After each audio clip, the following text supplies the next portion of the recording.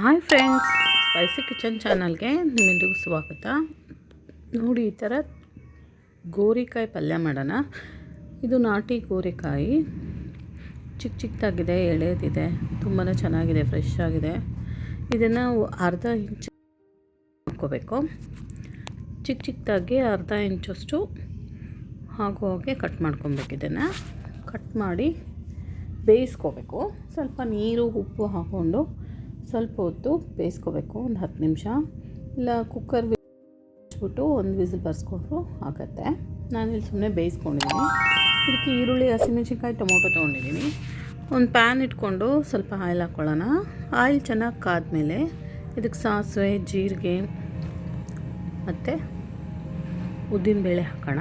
ಕಡಲೆಬೇಳೆ, ಉದ್ದಿನಬೇಳೆ ಹಾಕಿದ್ರೆ ಚೆನ್ನಾಗಿರುತ್ತೆ. ಕರಿಬೇವಿನ ಸೊಪ್ಪು ಇಷ್ಟನ್ನು ಹಾಕಿ ಚಿಕ್ಕದಾಗಿ ಹಚ್ಚಿರೋದು ಹಸಿಮೆಣಸಿನ್ಕಾಯಿ ಮತ್ತು ಈರುಳ್ಳಿ ಹಾಕ್ಕೊಳ್ಳೋಣ. ಈರುಳ್ಳಿನ ಚೆನ್ನಾಗಿ ಕಲರ್ ಚೇಂಜ್ ಆಗೋ ತನಕ ಫ್ರೈ ಮಾಡ್ಕೋಬೇಕು. ಇದನ್ನು ಒಂದು 2-3 ಸೆಕೆಂಡು ಫ್ರೈ ಮಾಡ್ಕೊಳ್ಳೋಣ. ಚೆನ್ನಾಗಿ ಫ್ರೈ ಆಗಬೇಕಿದು ಈರುಳ್ಳಿ, ಹಸಿಮೆಣಸಿನ್ಕಾಯಿ. ಇದಕ್ಕೆ 1 ಸ್ಪೂನಷ್ಟು ಉಪ್ಪು ಹಾಕ್ಕೊಳ್ಳೋಣ. ಉಪ್ಪು ಹಾಕ್ಕೊಂಡು ಅದು ಬೇಯ್ತಾ ಇರಲಿ. ಈ ಕಡೆ ಇದು ಬೆಂದಿದೆ, ಗೋರಿಕಾಯಿ ಚೆನ್ನಾಗಿ ಬೆಂದಿದೆ. ಇದರದ್ದು ನೀರನ್ನ ಸಪ್ರೇಟ್ ಮಾಡ್ಕೊಳ್ಳೋಣ. ನೀರು ತೆಕ್ಕೊಂಡು ಚೆನ್ನಾಗಿ ಫ್ರೈ ಆಗಿರೋವಂಥ ಈರುಳ್ಳಿಗೆ ಹಾಕ್ಕೊಂಡು ಟೊಮೊಟೊ ಹಾಕ್ಕೊಳ್ಳೋಣ, ಒಂದು ಚಿಕ್ಕದು. ಇದಕ್ಕೇ ಅರಿಶಿನ ಪುಡಿ ಹಾಕಿ ಚೆನ್ನಾಗಿ ಮಿಕ್ಸ್ ಮಾಡ್ಕೊಳ್ಳೋಣ. ಒಂದು 3/4% ಬೇಯಿಸ್ಕೋಬೇಕು ಗೋರಿಕಾಯಿನ, ಪೂರ್ತಿಯಾಗಿ ಬೇಯಿಸಬಾರ್ದು. ಇನ್ನು ಸ್ವಲ್ಪ ಒಗ್ಗರಣೆ ಸ್ವಲ್ಪ ಬೇಯಿಸ್ಕೊಂಡ್ರೆ ಚೆನ್ನಾಗಿ ಉಪ್ಪು, ಖಾರ, ಮಸಾಲ ಎಲ್ಲ ಹಿಡಿಯುತ್ತೆ. ಅದಕ್ಕೆ ಮುಚ್ಚಿ ಮತ್ತೆ ಒಂದು 5 ನಿಮಿಷ ಸಿಮ್ಮಲ್ಲಿ ಇಟ್ಕೊಂಡು ಬೇಯಿಸ್ಕೊಳ್ಳೋಣ. ಚೆನ್ನಾಗಿ ಬೆಂದಿದೆ. ಈಗ ಲಾಸ್ಟಲ್ಲಿ ಇದಕ್ಕೆ ಹಸಿ ಕಾಯಿ ತುರಿ ಮತ್ತು ಜಜ್ಜಿರುವಂಥ ಬೆಳ್ಳುಳ್ಳಿ ಹಾಕ್ಕೊತಿದ್ದೀನಿ.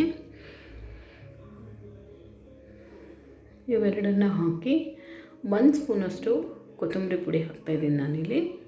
ಹಾಕಿ ಇದಕ್ಕೆ ಕೊತ್ತಂಬರಿ ಸೊಪ್ಪು ಹಾಕ್ಕೊಂಡು ಮಿಕ್ಸ್ ಮಾಡ್ಕೊಂಡು ರೆಡಿ ಆಗುತ್ತೆ ಗೋರಿಕಾಯಿ ಪಲ್ಯ. ತುಂಬಾ ಸುಲಭ. ಇದನ್ನು ಮಾಡೋದು ತುಂಬ ಸುಲಭ, ಆರೋಗ್ಯಕ್ಕೂ ಒಳ್ಳೆಯದು. ಇದು ರೊಟ್ಟಿ, ದೋಸೆ, ಚಪಾತಿ ಜೊತೆ ಎಲ್ಲ ತುಂಬಾ ಚೆನ್ನಾಗಿರುತ್ತೆ. ಬೆಳಗಿನ ತಿಂಡಿಗೆ ರಾತ್ರಿನೇ ಕಟ್ ಮಾಡಿ ಇಟ್ಕೊಂಡು ಬೆಳಗ್ಗೆ ಬೇಗ ರೆಡಿ ಆಗುತ್ತೆ. ಬಿಸಿ ಬಿಸಿಯಾದ ಗೋರಿಕಾಯಿ ಪಲ್ಯ ಟೇಸ್ಟಿಯಾಗಿ ರೆಡಿ ಆಯಿತು. ನಿಮಗೆ ನನ್ನ ವಿಡಿಯೋಸ್ ಇಷ್ಟ ಆದರೆ ಪ್ಲೀಸ್ ಲೈಕ್ ಮಾಡಿ, ಶೇರ್ ಮಾಡಿ, ಸಬ್ಸ್ಕ್ರೈಬ್ ಮಾಡ್ಕೊಳ್ಳಿ.